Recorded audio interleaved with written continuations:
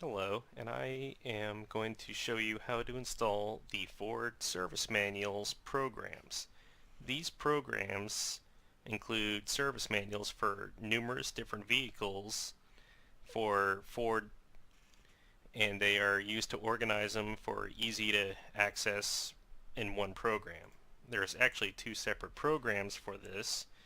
We currently have the 92 to 96 service manuals and the 96 to 99, which is in a separate newer program. For now we will just install the 92 to 96 service manuals, and later we will do the 96 to 99. So first we need to do something with these files as they come in currently as an ISO file. So we could either burn the ISO file by double clicking it and it will have you burn it to a DVD, or if you don't want to burn it to a DVD, you could actually use a program to mount it to a virtual drive. In this case I use Daemon Tools Lite. You can find Daemon Tools on their website. It is a free program. You would just Google up Daemon Tools, and on their website as of this moment there's a few different programs. You would just click the download. It does say it's $5.99, but that is for the pro version, and it is definitely still a free program. Once you download and install that, we would open that up, and this is what the current version looks like. Under the program we'll see a quick mount button here, and from there you would go to wherever you have the ISO file at. In this case it is on my desktop in this folder, and mount the ISO.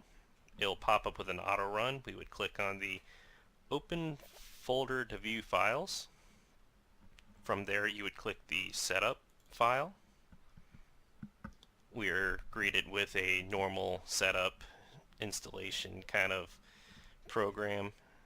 It does have some minimum requirements that pretty much any computer that is newer than 15 years should be able to hold up with. From this screen we could choose where we want to install the program at. The default location is in the C drive in folder Ford-Legacy.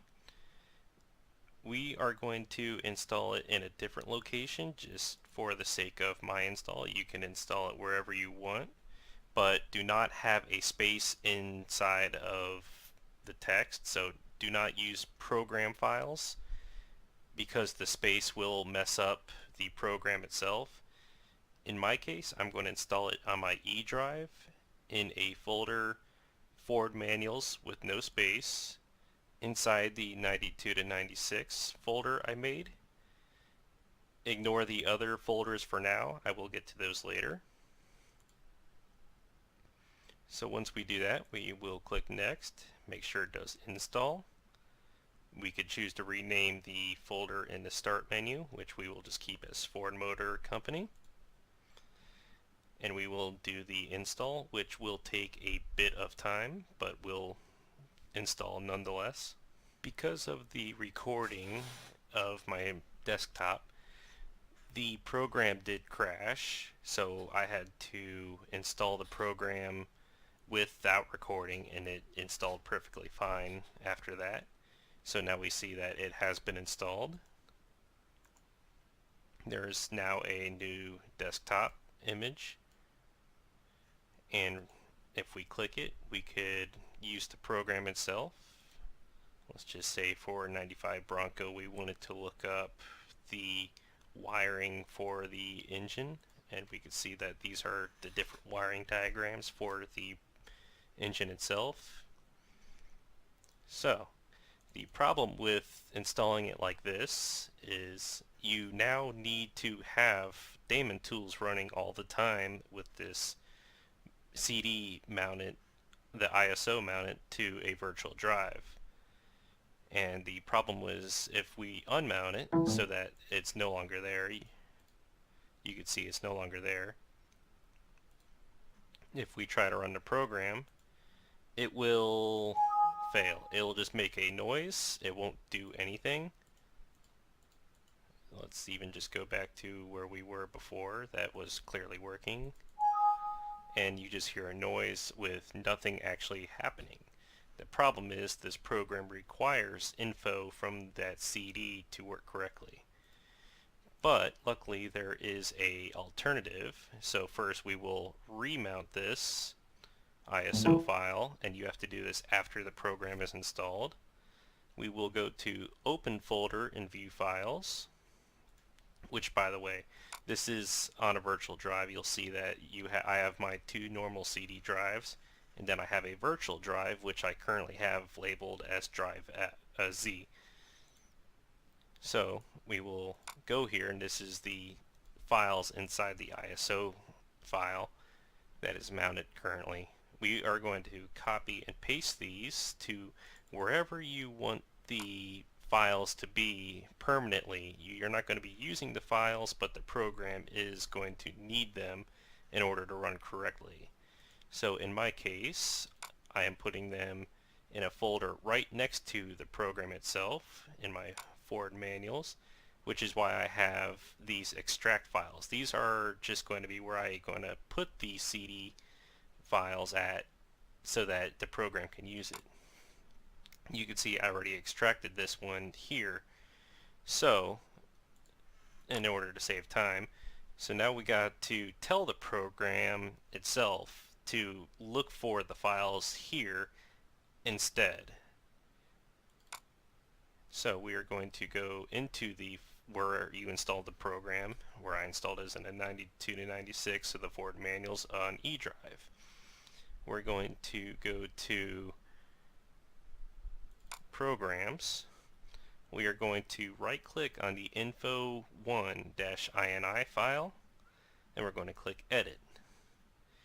And this is going to have in it the HC root equals, and then wherever the virtual drive is, that is where we installed the file from.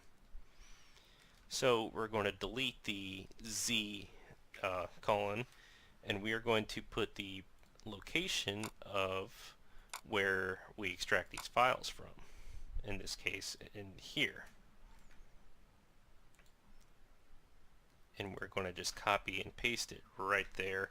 Because I have a space there, I will probably have to use quotation marks in order for this to work correctly.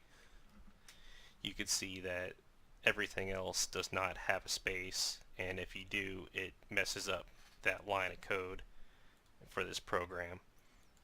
If you use colons, it will use the space. So now that we have that, we save the file. We will see if the program will work correctly, and now it does, except we still have the image mounted, so we're going to cancel that real quick and try again. Let's just go to that, and yes, as you can see, it does work. So that is how you get the 92 to 96 program to work, and after that you do not need to have the CD or ISO mounted. You don't have to have the CD inside the CD drive in order to use the program. It is now using the files that are extracted from the ISO. The problem is if you were to extract the files from the ISO first, you will see another issue. We'll show you just for the fun of it, that when you try to install it to, let's just say, C-1, just for the fun of it, let's even do another folder, -2. And the problem is it will just quickly say the program is installed without actually doing anything. Like I said before, the program will not, when we click on the install and go that, it'll just instantly say your service information DVD has been installed. And when you actually go to that program and view the files, there's actually nothing there. So we go to 1-2 and you'll see there is one file and a shortcut that is invalid. That is why you cannot extract the ISO before installing it. You have to mount or burn the ISO in order to install the program. But once that is said and done, it is not an issue to extract the files and relocate the search directory so that it knows where to view the files without the DVD or the ISO mounted. And after that, you can go ahead and use your program. I just need to relocate this. I'll just make a new file for that. And if you ever need to view the file itself that opens the program, so you accidentally deleted the shortcut, it is in the main directory, and then you go to Programs, and you scroll down to the view32.exe file. This is the program that starts, or this is the file that starts the program. So, as you can see. And now everything still works. So now we are going to install the 96 to 99 service manual. The program for this is a little newer and different, and it still has a little bug in it that we are going to fix, so you no longer need the DVD or the image mounted. So first we are going to open the ISO file with Daemon Tools again, and it is of course in my desktop just like the other one was. We're going to click on the I'm on the wrong one. I'm going to click on the ISO. We're going to open and view files again. We are instead this time going to copy all the files first and extract it, or you could burn the image to a CD. You can use the virtual drive, but you would always have to have it running and mount it. And in this case, we're going to extract the files first like we did on the other one. And I'm going to copy that to a similar folder as the other one in the Ford manuals. We're going to call it just the 96 to 99 extract, just like I did the 92 to 96 extract. So we're just going to copy and paste all the files there from the ISO. I already have done that to save time. From there, we are going to run the setup file. Going to click on the install service. Going to click yes. We're going to click English.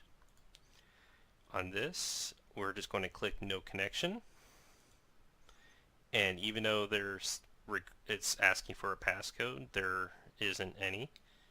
In this one, we're going to, instead of it being the default C-TSO, we're going to install it in my normal install location. You can install it wherever you want, but I'm going to choose to install it in my other folder, the 96 to 99.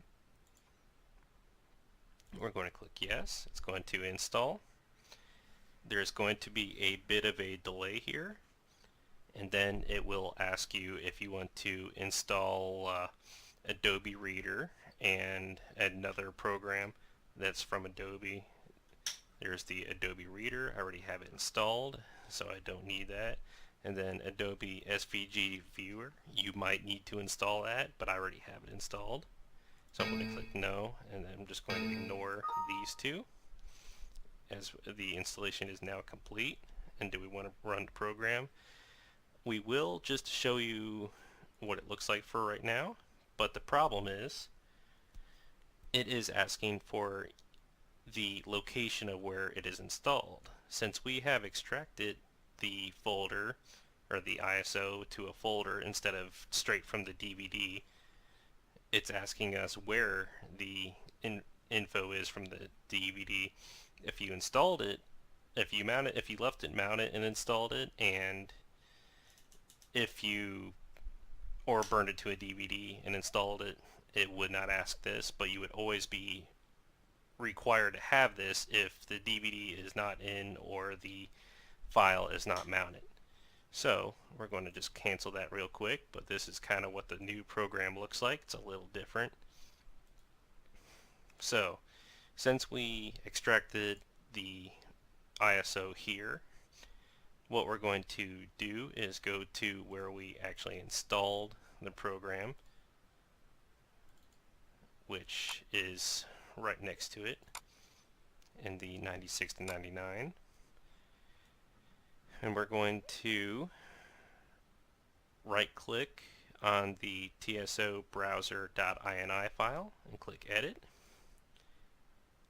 And this might look like some gibberish here, but this is what it is asking, is the install location. It's asking for drive E, and then it's looking for the stock folder and then the home.html, the HTML file. If we actually go to the info, it is right here, the stock folder and the home.html. So this is what it's actually looking for, but it's not in where it's expecting it into E drive. So we must update this. So this is our actual destination. We're going to just copy the folder without the stock or the slash, and we're just going to replace that there, the E colon, because I'm going to copy and paste a new E colon. And then we have E colon dash forward manual dash 96 to 99 extract, even with the space that is not affected. And then it'll have a little squiggle with the stock home and all that. So after we save that and exit that, we can now open up the service manual without it asking where or to install the CD or where it's what it's asking for. And from here we can now open up, we have 96, 97, 98, 99. We can view everything. Let's say we need to look up something in the ignition for a 97 Continental, say ignition wires, just for the sake of it. And here are the service manuals. So the program is working. I still have the file mounted, but we'll just unmount that real quick just to show it does work. We'll look up diagrams for 99 Continental just because the engine controls. And this is how this looks. This program does operate a little differently than the 92 to 96. It'll have this drop down where you can collect the sections. And then it'll have this where you can go to the next page in that section. So we want to say if we were looking up for, if we wanted to look up here and it says here, go to, or for this connector we need to trace, we need to go to page 23-3, I believe that is saying. We'll go here to 23-3 and then we're on the page. So, and that is how you install this program. So just as a little bit of an extra, I did come across a new version of the 2000 to 2004. The previous one had some issues, so I didn't intend to make a video on that one. I did come across a 2005 to 2006 and a 2007 to 2008.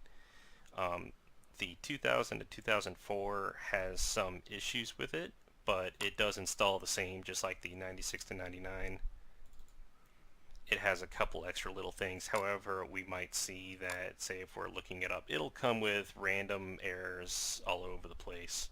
And I do not know exactly how to fix that. So, unfortunately, not all of this is usable. The workshop manuals seem to be mostly usable. Say if we needed to look up something for half shafts, then here's a diagram for the half shafts. So the 2000 to 2004, that's all there is to it.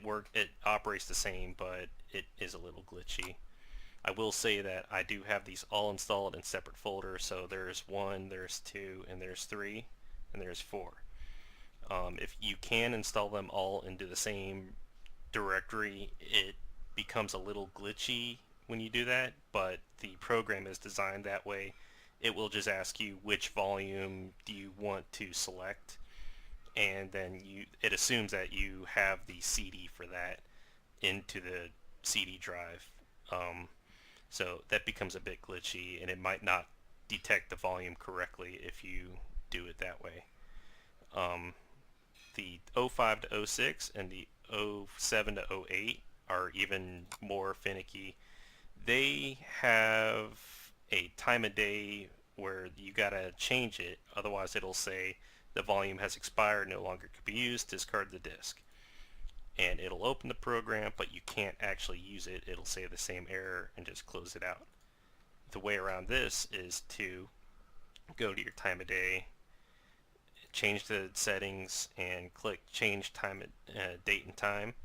And we want to open this to, if I remember, 2005 of August is when is a good date that seems to work with both of them. So now that we did that, it'll say August 16th, 2005. And now when we go to open the program, the error never comes up. And the reason I chose August of 2015 is because that's when it says right here. And it does seem to work for both of the 05 to 06 and the 07 to 08.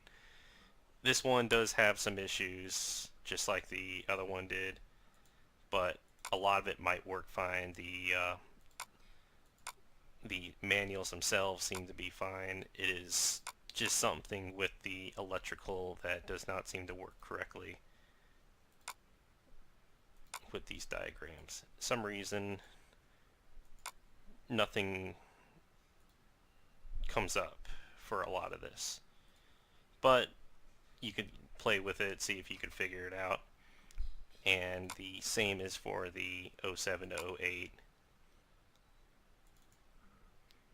where this one says October of 06, but the August of 2005 is fine. This one has issues with the wiring diagrams, but the workshop manuals still work just fine. It doesn't say 2008 for almost anything. I'm not sure why exactly. There's even a TSP section, which is kind of nice. But this is supposed to include 2008 vehicles, but for some reason it doesn't. But we still have at least the workshop manuals that still work.